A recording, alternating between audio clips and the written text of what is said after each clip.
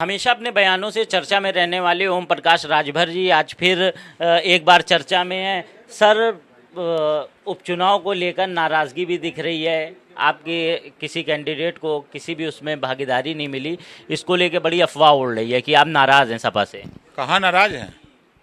कल अभी लोकसभा चुनाव बाई इलेक्शन जो हो रहा है, कल तो हम समाजवादी पार्टी के प्रचार में, जिस दिन सूचना जारी उस दिन से प्रचार में लगे हैं। और हमारे नेताओं ने जो बात कही है, जो ट्वीट किया है, उनकी बात में दम है। हम अगर कहीं गठबंधन में हैं तो हक न मांगे कोई, तो उनका कहना जायज़ है। हम लोग कोई नाराज नहीं है। किसी नेता ने हमारा ये नहीं बयान दिया कि हम गठबंधन से अलग हो गए, हम ऐसा कर दिए, ऐसा कुछ नहीं है। हम लोग समाजवादी पार्टी के साथ हैं, मुद्दों के साथ हैं। हम जातिवार जनगणना के लिए, हम एक समान अनिवार्य फ्री शिक्षा के लिए, हम 24 करोड़ 25 करोड़ आबादी में हम घरेलू बिजली का बिल माफ़ी के सवाल पे, गरीबों के इलाज फ्री करने के सवाल पे, हम आवारा पशुओं से निजात दिलाने के सवाल पे, पुरानी पेंशन बहाल के सवाल पे हम समाजवादी पार्टी गठबंधन के साथ हैं। खुलकर और जो गठबंधन में पार्टियां हैं वो खुलकर विरोध कर रही हैं। आपकी तरफ से भी ट्वीट हुआ था, आपके प्रवक्ता की तरफ से, तो इसको किस तरह देखा जाए? देखिए, दल में नेता हमारे हैं, अनुभवी नेता हैं। जो उन्होंने ट्वीट किया है उस ट्वीट में दम है। हम उनके ट्वीट का समर्थन करते हैं, इस नाते करते हैं कि उन्होंने सही बात लिखा है। उन्होंने ये नहीं लिखा कि हम गठबंधन तोड़ रहे हैं, हम सपा के साथ नहीं रहेंगे। उन्होंने अपनी बात जो लिखा है बहुत सही लिखा है। और हम सब लोग समाजवादी पार्टी के साथ, जो मुद्दे हैं, जो विचार है, जो लड़ाई है, उसके साथ है। अभी आपका एक बयान भी आया था, अखिलेश यादव को आपने नसीहत दी थी कि एसी कमरे से बाहर निकलें, तो इसको किस तरह देखा जाए? नाराजगी नहीं, क्या बुरा है कहा?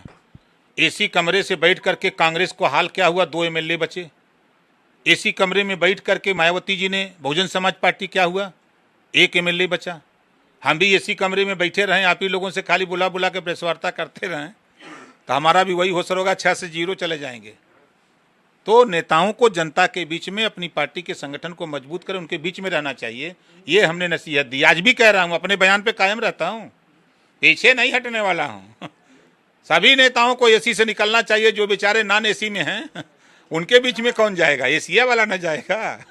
तो इस तरह से आप बयान देते हैं, हो सकता है नाराजगी भी हो, तो क्या अब आगे सपा के साथ आपका गठबंधन बना रहेगा? उपचुनाव में आप साथ दे रहे हैं? 100%। आप देखते जाइए ना। देखिए, जब 22 का चुनाव था तो लोग यही चर्चा करते कि अमित शाह जी का फोन आएगा बस चले जाएंगे, प्रधानमंत्री का फोन आएगा चले जाएंगे, चाचा भतीजा एक नहीं हो सकते।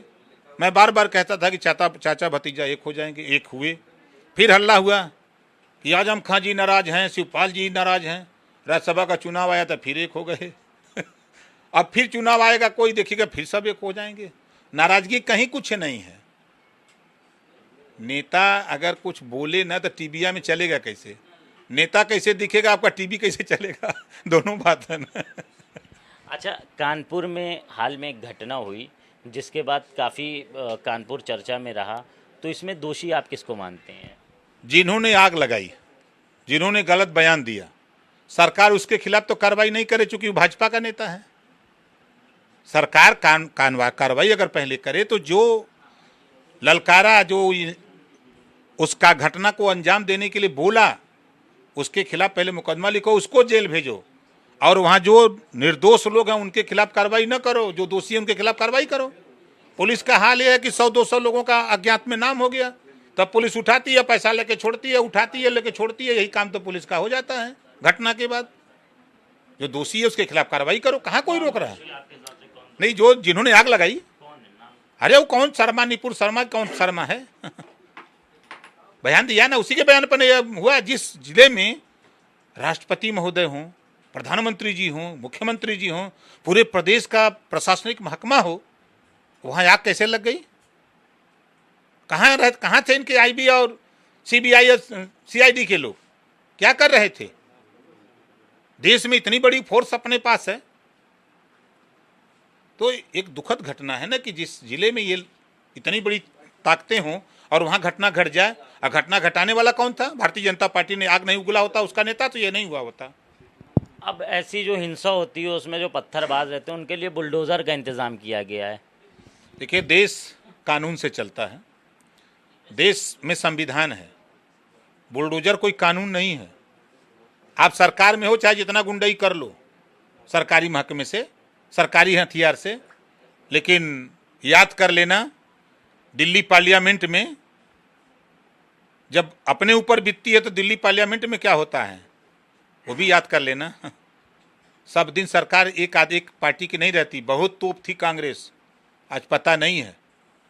बसपा बहुत तोप थी, पता नहीं है। जनता दल की सरकारें थी, जनता पार्टी की सरकारें थी, सब चली गई। जो फला वो पकेगा और एक दिन वो गिरेगा। तो ये मेरे साथ ओम प्रकाश राजभर जी थे, जिनका साफ कहना है कि समाजवादी पार्टी के साथ हैं, वो उपचुनाव में धर्मेंद्र यादव का पूरा फुल समर्थन करेंगे। कैमरा पर्सन जितिन के साथ कफील रहमान, भारत समाचार।